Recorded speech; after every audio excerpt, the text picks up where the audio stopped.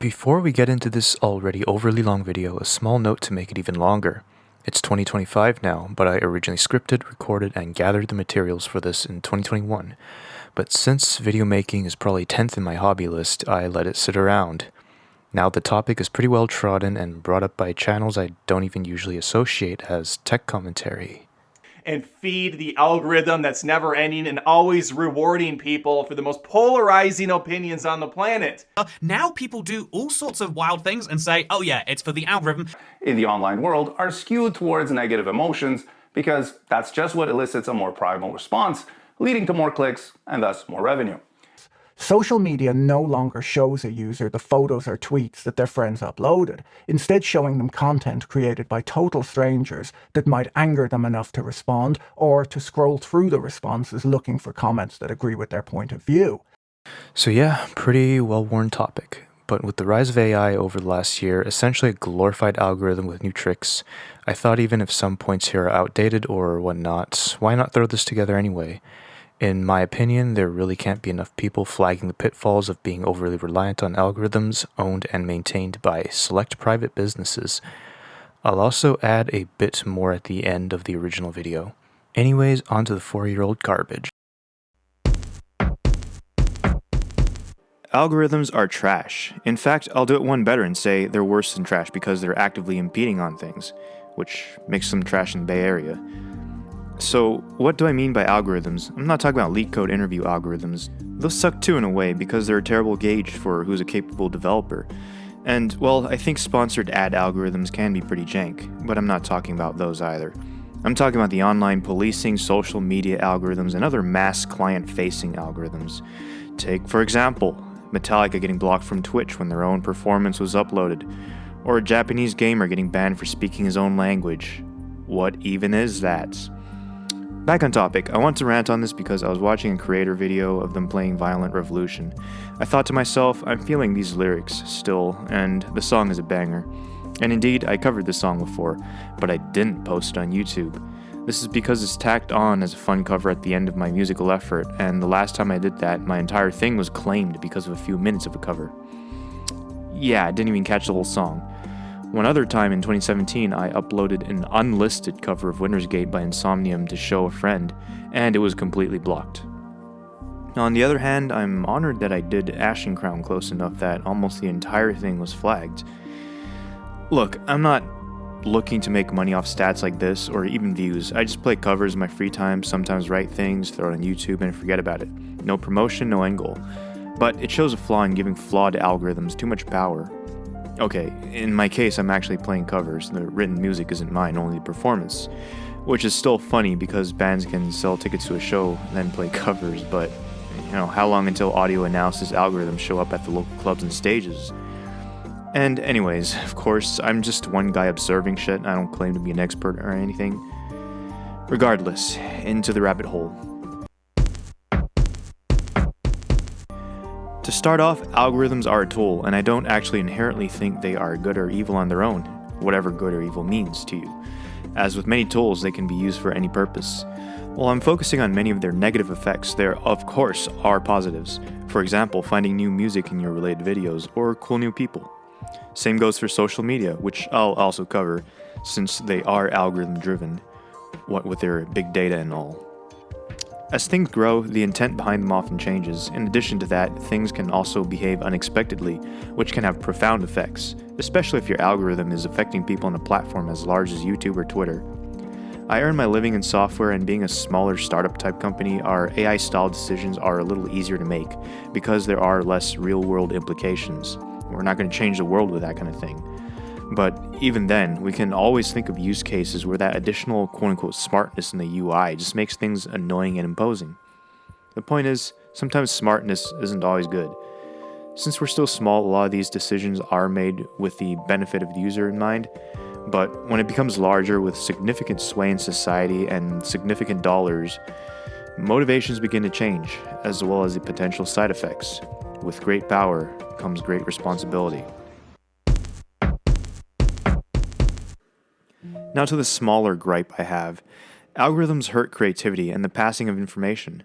In this respect, the DMCA-related algorithms are the most relevant for discussion. Maybe you've heard of fair use. In the music communities I follow and media criticism, it's a pretty common topic that's brought up. Basically, it allows usage of copyrighted media if it's transformative, parody, or commentary. Pretty clearly, though, if a small segment triggers a flag for an algorithm on an entire work, it's not reading context. So does it care about what comes before or after? A more glaring example would be a fan film having a small snippet of music somewhat similar to a known theme because it's paying tribute, but everything else is original. Well, that happens too. Here, context is completely ignored. Original themes were flagged because a short snippet sounded alike, and the fact it's an original work outside of the concept and characters is completely overlooked. What's worse, the fan film creator contacted the rights owner beforehand and agreed it wouldn't be monetized, which makes sense because they're coming to see this other intellectual property. But maybe one can say that was problem-free for weeks. It's maybe not an algorithm at work. Maybe it's Warner Music being uncool and corporate. Who would think they'd ever do that? Well, the problem is rampant elsewhere too. Say, for example, music educational videos. People can't talk about copyrighted media and discuss it in an educational setting safely, because if they show examples, there's a likelihood it'll be blocked. In this case, a video analyzing what makes Led Zeppelin great. Isn't that absurd? He's trying to show the YouTube generation why this older band is good, and the axe fell. Seems counterproductive to make assumptions that the media was used to infringe, but it's promotion. Though I do think it's worth mentioning that a channel responded to this and pointed out how he plugs his own stuff at the end of videos, so arguably he's using the songs to bring people to his ad. But moving on, people also can't parody things, even though that's directly listed as fair use, because it may be blocked. Actually, I recorded my own song in the style of Father of All so that I don't get copyright claimed. If we want to discuss something, we want to be able to show examples as evidence and to illustrate points. That gives it a lot more impact and truthfulness. We could go on. How about a cat video being flagged by the algorithm? Or Metallica's own live stream, as I said earlier, being substituted by safe royalty-free alternatives? I've heard all this said that it's designed to hurt small independent voices while big corporate channels with inroads to the platform's teams run away scot-free. Maybe, but I haven't seen enough evidence directly related to that. And I wouldn't call Metallica a small independent guy in their basement. Maybe you could just argue it disproportionately affects smaller users. However, we do know that tech companies make changes that hurt the user experience because of some larger interest. What's more, with how imperfect the system is, we shouldn't be doubling down on it. That is bad. I might also add it's an imperfect solution anyway. When I covered a Disillusion song, it was flagged. When I tabbed it and played it in Guitar Pro, it was not. Both are instrumental, and you could argue a recorded version is closer to the quote-unquote infringed property, but I highly doubt my shitty covers are replacing anything. Hell, the tab playback is probably more accurate. And in the case of my Winter's Gate cover, it's got my sloppy playing ruining the entire track. I would also argue algorithms stifle creativity in that it supports certain formats of content. Algorithms are systems and they can be gamed. Just look at how certain clickbait titles will perform better than others, suggesting either certain video types to be made or trickery on the part of the uploader to have content that differs from the title. Clickbait. Oh, and notice the appeal to emotion. We'll get that later, because it has larger implications. Trends are also created in this manner, and there's some really annoying stuff about gaming the algorithm, which will be discussed later, as I think it pertains more closely to other topics than just creativity. Some things are born of good intention. Some of the more dangerous effects of algorithms fall into this category. Now we start getting a little touchier. To preface this, I may have an opinion on what side is louder or egregious right now, but algorithms are a tool, like I said. The people in power can change, the tactics remain the same. Anyone can use them. And in this section, I will be wandering off algorithms a little bit to touch on the people that use them. After all, they are a tool that reflects their owners and makes their agenda easier to achieve. As said before, some things that spiral out of control are birthed from good intention or reasonable concerns. Modern social politics is one such thing.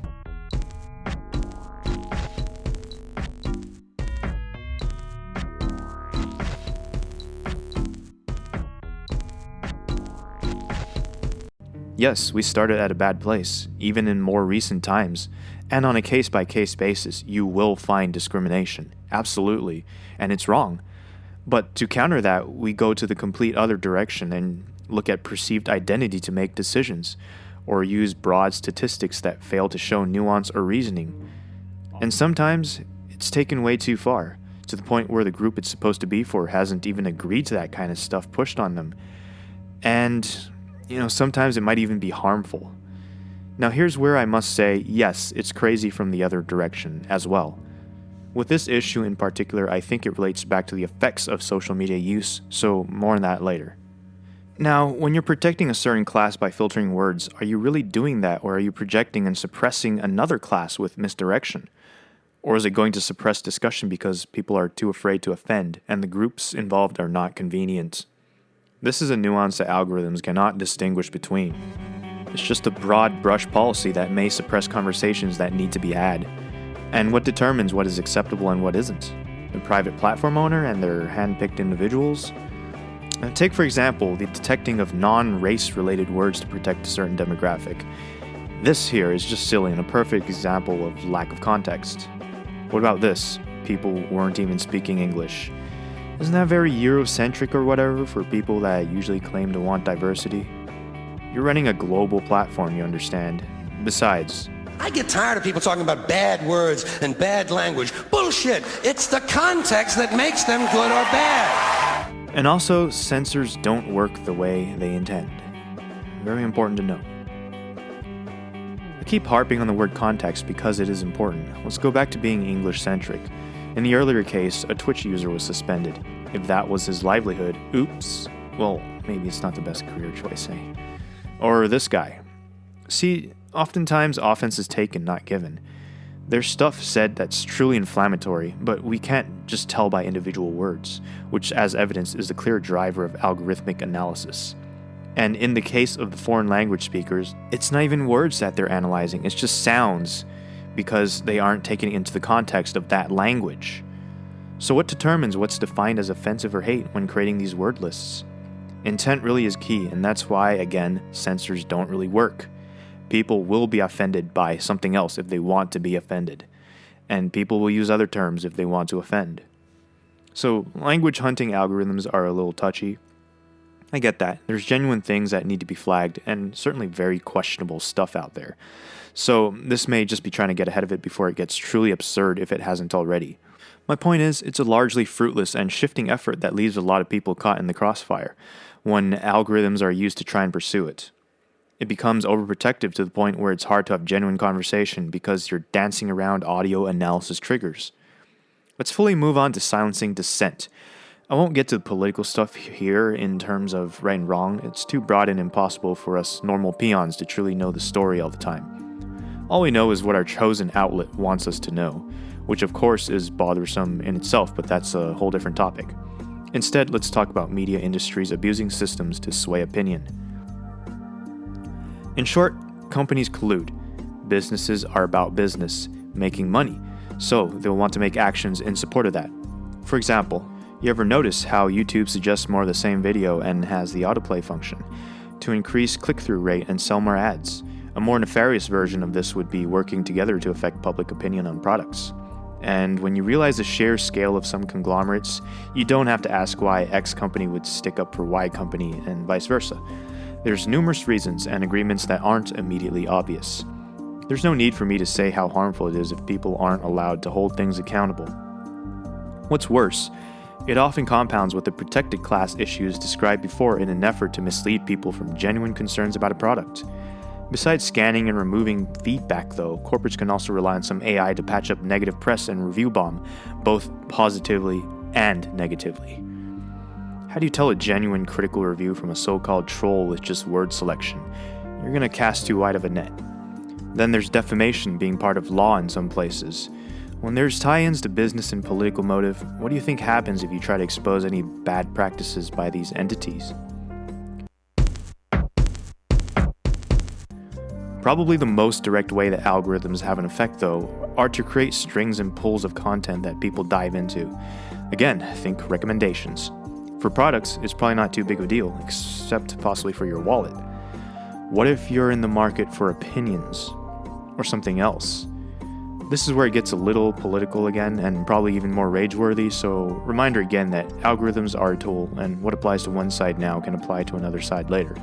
And I'll also rail on social media a bit. It may not seem like that's all talk about algorithms, but keep in mind these platforms, often free to use, are all algorithms in their business model and operation. Now, take Reddit for example. To my knowledge, they have some level of moderation by algorithms in ways mentioned before. We have accidental keyword flagging from harmless comments to communities. But more notable would be the top feeds they push onto users. I've seen some theorizing as to why the system is the way it is, and how the system works contributes to it. Let's dig into that. It's gone around that a small number of people control the largest and most influential subs that people see. As a result of this, they have quite incredible power to influence what's seen by these millions by selective moderation. And by design, these large subs content will be showing up in people's feeds regardless of your interests, especially in the news section, which is often seen as cancer even by the community, often lacking perspective. You may think it's a system of upvotes and downvotes, it should not be so bad of a system. But this is where the power mods come in. Large subs have collapsed because of moderation. They have the power to drive the direction of discourse by awarding posts and silencing posts they find unsavory. What are we now, the CCP? No, before you think, well, the truth is that example isn't part of these sub rules. Well, it's pretty arbitrarily enforced. On other platforms too, by the way, with higher visibility. So what happens then is that people who feel suppressed and targeted begin to leave, and they become a smaller amount of the user base in the original platform. They might also head off somewhere and form their own tribe, where they can revel in their own ideologies. In an upvote downvote system like Reddit, this will mean that popular viewpoint will always have a positive ratio, and negative viewpoints will have a poor ratio, if not outright negative and hidden. So, a seemingly neutral system that promotes whatever is popular can be gamed by central controlling forces, exposing people to only one side of everything, an echo chamber if you will. But these platforms with massive influence have the ability to cut off revenue streams from things they deem unsavory, so we would be mistaken to think they have no effect in swaying larger things. Let's look at something discussed earlier, emotional hooks. One thing that sells is sob stories. It catches people's attentions. But I'm more interested in outrage. It's emotional hook that plays the nature of going viral. We can see this no better than on Twitter, where outrage is popular content, where the emotional hook of a well-timed headline is more important than anything else. With the feedback loop of moderation and echo chambers, people are drawn in to be too involved with things they don't know about, to get involved with the outrage. In fact, since it feeds off emotion, things are often blown out of proportion to the point it's harmful. And yet, algorithms are looking for interaction will see this kind of content as the ones that draw the most buzz and click-through. It gets the most eyes. In a way, it would seem that outrage mobs spawn activity and thus traffic. Indeed, it spawns a lot of quote-unquote discussion of ill-informed extremists against other ill-informed extremists that devolve into name-calling and straw-manning since neither side can really see the other anymore. There seems to be a mentality that assaults people who want to take good from both sides as being non-committed or not having a stance, even though that itself is a stance. The issue with sensationalism and beating the competition to the punch, though, is that sometimes you're wrong, or you share misleading hot takes and get people riled up over the wrong thing, or sometimes you say things that you want to bury later. This is the point I was making earlier too about social politics, about things being taken too far or being misframed. This compounds with how we're getting the hot takes of a small amount of influential people. Some headlines are just pointless. This stuff doesn't matter to anyone. It's just to smear and further drive negative impressions for your target audience. But we'll share it anyway, cause the lulz, am I right? Now imagine if actions were taken on these impulses, adding new keywords to word analysis used on communications. Outrage and a small number of people having a large reach combine in pretty massive ways. There's the opinion out there that influencers are even more dangerous than echo chambers, and I can see the points. But there's also the filter bubble effect, where the more clicking to one side we do, the more we are pushed it by algorithms. The Reddit effect of a small sphere of influencers can start a wide ripple effect with this sort of mechanism. Unfortunately, some experiments seem to indicate that exposure to other views won't even help anymore. It may be that people are too already stuck into their ways, and when they see something else, they internally refute it from the start and smear it as the other. That's not productive at all. It's misdirection again. The effects of polarization to a T. What's worse, the definition of other can change when it's not convenient. Like how Asians, one of the smallest minorities in America, are now grouped with white because they're somewhat successful?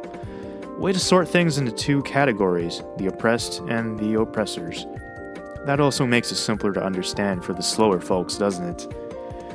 Of course, all this is very complicated. Sometimes the algorithms or grassroots movements can allow truly dangerous content to become viral, and sometimes people can't seem to be trusted to make sense of things they read. So I do understand the desire for some of the controls discussed earlier, but the terms need to be clear, and when being provocative is so rewarded with attention, that just doesn't help at all. You could argue that the viral content effect helps some of these things take root. At this point, though, if you don't have any controls and something happens, it will be a justification to burn you down. People on social media are fed constant stimulus from their feeds to move on from things fast, because it's beneficial for their platform for you to stay there and keep clicking or tapping. Hence, stuff like the YouTube recommendations. There's a lot of content being thrown at people at once. Especially with an expanded network due to social media, people may feel a fear of being left out, which encourages them to have a surface-level insight into all that's currently trending. So, shorter attention spans, and a habit of skimming through things. 3-minute pop songs? Cool. Long epic track? No thanks. We can wrap the 2 points about the ills of emotional hooks and polarization here. Outrage has a short attention span. People see the outrage and take that with them without delving deeper because they've got to move on. Again, sensational headlines and topic skimming, being fed continuously to promote click-through. Secondly, even if you hate something, willfully lying about it is bad. People can begin to crave outrage because their own confirmation bias has been so strongly fed into. You can see inflammatory news all over Reddit's feed as discussed earlier. What happens when all you see is extremely negative content about the other side? They sure look like demons, not even worthy of being called human. And on the other hand, what happens if you're part of the other side and you see this sort of outrage against you all the time? Well, the rift grows further between heads and tails. Another thing is with the clout chasing and algorithm gaming through short attention spans, we've had some pretty dumb things happen for the sake of attention. You could say people trying to be more and more shocking to game the numbers is also pretty bad in itself. This is kind of like bombastic headlines for attention, but they manufacture the shock with just questionable activities. Of course, sometimes things hit the platform just right and explodes, and suddenly you have an influencer, and then maybe it blows up. Most likely, a whole lot of wannabe influencers want to capitalize on that winning formula. So we have a dumb trend that becomes viral, and then people copy it, hoping to follow the blueprint to fame and get lumped into that recommendation. I feel like that makes people a little more derp, but I don't really have the statistics to back that one up at all. Trends don't have to be TikTok challenges or something like that either. They can be movements, political or otherwise. Participating in said movements can be done for the selfies, the images, and the hashtag. Hence, slacktivism, or performative activism. Unfortunately, when that kind of thing becomes trendy, it's when everything you want to use as escapism becomes a more serious, inflammatory topic. Oh, because everything is political.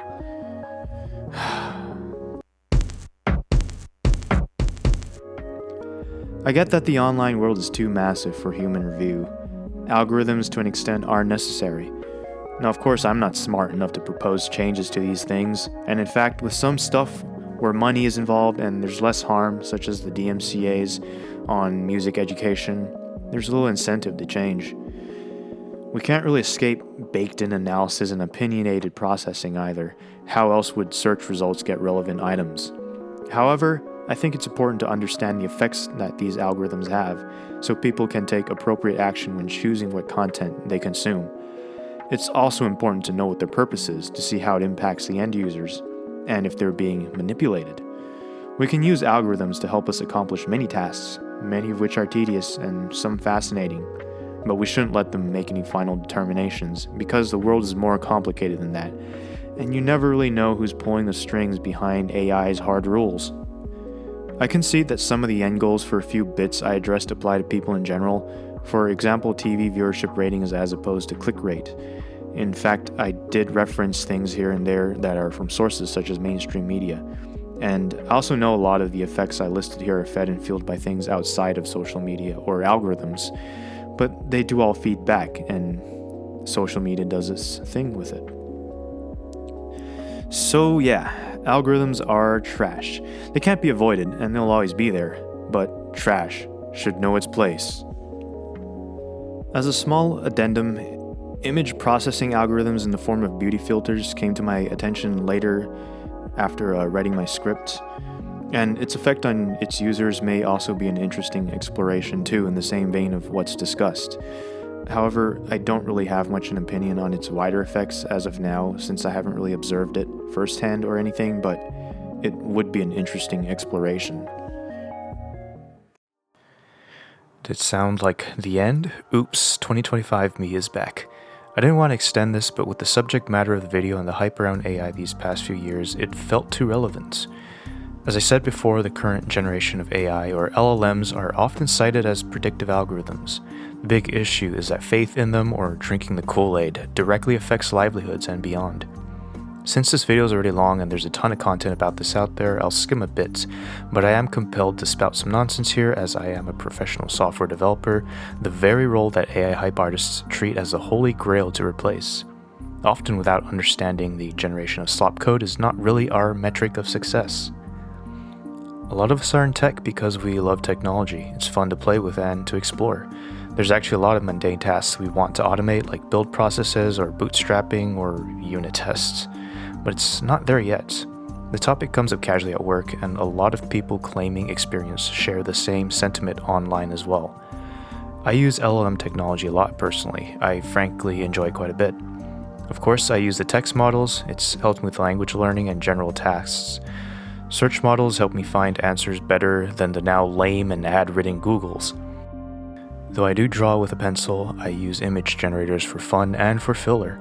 And though I play music, I use music generators for the same purpose. But this highlighted to me that there 100% is a problem with understanding intent, context, and originality. It doesn't matter the prompt. If it's original or even just more complex or niche, there's less training data, accuracy plummets. And you say, oh, you're just not prompting it right, but then are you saying that it actually isn't the magic that we're promised? For coding, that's why it's more likely you'll generate some input-output CRUD app easily, or small tools and scripts. But even the demos are faked, or even entire businesses are faked, all because of the business model to create a hype bubble for investor money. It's rarely something that can be demonstrated with business-grade complexity. On top of this, articles perpetuate the hype, often citing questionable metrics like, oh, the sector's growing slower. Yeah, all growth slows down. Oftentimes, context is left out, and people see enshittification in all services but seem to conveniently forget that AI providers are a service that'll phase from growth to enshittification. And people often overlook other aspects too, like adapting to this non-deterministic paradigm, or user backlash, or realizing it's not that great once everything is put into practice. It just feels like executives that don't want to get left behind in this really goofy investor-funded world. Now, I could be wrong with all this. People always say that technology improves every day. Yes, but at what rate? And where in the curve are we? And in which direction? We certainly haven't really seen the monumental leaps of 2023 to 2024, and should now prepare, apparently, for a much gentler singularity. There's still so much more I could say about LLMs and what it does, but I just wanted to add an addendum here. Again, this could all age like milk, and we're out of jobs in a decade, but artificial superintelligence will never come, and I'm willing to die on that hill, because if I'm right, I'm right, and if I'm wrong, we'll all be dead anyway.